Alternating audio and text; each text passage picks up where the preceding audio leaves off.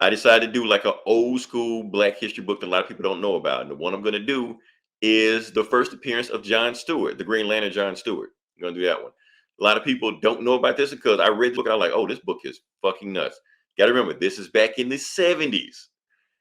John Stewart is the second Black superhero on DC. Not first. People say he's first. He's a second. Black Lightning was the first. And that's what I realized. There's a lot of Black superheroes with Black in the name in the 60s and 70s. You know, Black Goliath, and we'll get to that. But yeah, that's going to right now. So you see the cover right now. You see Hal Jordan knocked the fuck out. John Stewart just like, well, where do you get a load of me? Say, dig, buddy boy, partner, whatever, giant turkey. All right. So anyway, let's get to it. Anyway, what we have going on here is that there was an earthquake, and Hal Jordan goes outside. He was doing his oath. He goes outside, see an earthquake, and he sees what's going on, and the whole ground is messed up, and he sees this guy, walking down trying to save this girl. But before he can save this girl, he gets hit by a bus. So it turns out the guy that got hit by a bus, he didn't know at the time, was Guy Gardner. So Guy Gardner got hit by a bus. He was like, "Oh shit, that's fucked up." So and the thing is, Guy Gardner used to be like this good, nice, sweet guy. But the reason he became an asshole was because of that bus accident he just had that you just saw. So that's when he had brain damage, came back, became an asshole, and Batman had to punch him in the face. What So year is that's this? where This is 70 what? 71, 3, something like that. I don't know. It was 70 something. It's early 70s. Before my time, huh? Yeah. So Guy Gardner fucked up. But the thing is, Guy Gardner is Hal Jordan's Green Lantern backup. So the Guardians decree that you got to have a backup for your backup. Because if you go down, we got nobody else to protect us. So you got to have somebody ready to go. So go find a replacement for Guy Gardner. You're like, fine, I'll go find a replacement. But who? You're like, I'm going to tell you where to go. You go to Detroit. They go to Detroit and they see the two dudes playing dominoes. And the police come over there and start harassment. She's like, you got to pack this shit up and move. And then this other guy comes out of nowhere, introduces himself as John Stewart. He just saying, look here, officer. They don't need a permit to play dominoes. So how about, and if you got a problem with them, why don't you just walk your ass around them? And then the police like, why don't I oughta? You're like, well, go ahead. Because I don't think you man enough, even with your nightstick. Officer. Damn. Who's Jim Kelly? Basically. So then they just walk off and Hal Jordan like, wait, that guy? You want that guy to be my replacement? He was like, look, Hal Jordan, I know you're a bigot, but that guy is going to be the new Green Lantern. Because he's fearless. You see how he stood up to the police? He is fearless. Yeah, he's fearless, but he's an asshole. I don't care. I want him to be the next Green Lantern. So recruit him and train him. So you're like, okay, fine. He go down there. So he talks to him. He's just like, look, I'm an architect, but I've been out of work for weeks. So since you want me to do this job, fine. I'll be your Black superhero. But I'm not gonna be called a Green Lantern. I'm gonna be called the Black Lantern. That's what we're gonna call ourselves. So they go to training, and Hal Jordan tells, okay, so this is how you become the Green Lantern. You hold up the lantern, and you got to say the oath. In brightest day, in blackest night, no evil shall escape my sight. But let those who worship evil's might beware my power, Green Lantern's light. And John Stewart says, that's the corniest shit I ever heard.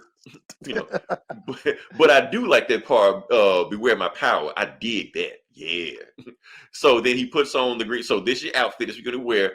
And John Stewart looks at his outfit. He's like, look, I ain't wearing no mask. Because this black man lets it all hang out.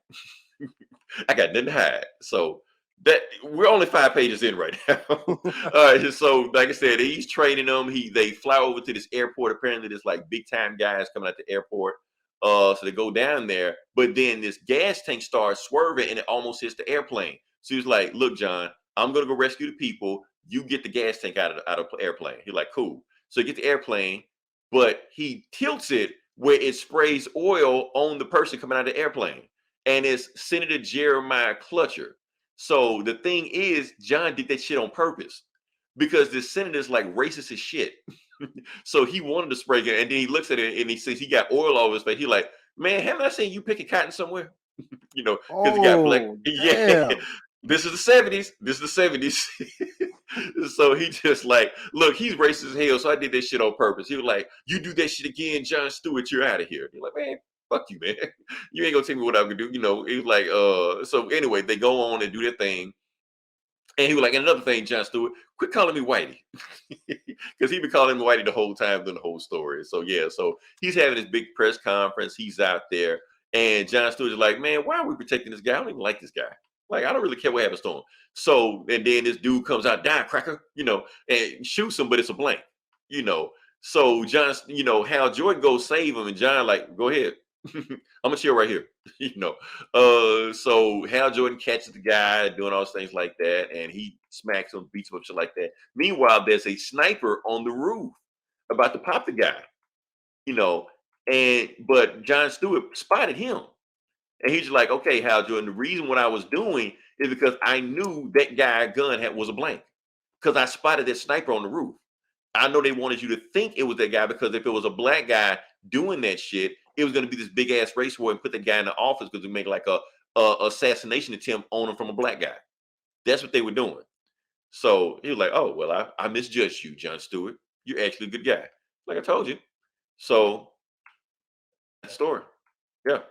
So yeah, this is in the 70s. No, so only style important anymore than my color. So yeah, this is a So was very this before? 70s. This was before the Hard Traveling Heroes, or what? This is doing the Hard Traveling Heroes. 2 issues before this, Speedy was on crack or heroin or whatever the hell he was on. So yeah, so this is the whole run. This is the beginning of it, and then like the second half of the issue is Green Arrow fighting an apartment tenant or some shit. So yeah, it's all the same thing. Bronze Age comics. Yeah, this is Eli. We can complain about how they're writing stories nowadays, with people of color, but to be honest with you, they came a long way. it could be worse. They're trying. I hate to say it, but they've improved. So yeah, this was rough. John Stewart with some. Honestly, the other John Stewart stories I read after this weren't this. He felt like more like a regular person that actually had a personality. It wasn't just something they just watched out of a blaxploitation movie. He seemed like an actual character, so they actually came a long way with it. Funny thing about it, the whole military background thing, that wasn't in the comics originally. That actually came from the Justice League Unlimited cartoon. They made him a Marine, and then they went back in the comics and added that later on. So yeah, Stereo Control. Yeah, it's woo, yeah, that's why I had to review this book. I like this. This book is rough, man. Dolomite Lantern. Say, Jive Turkey.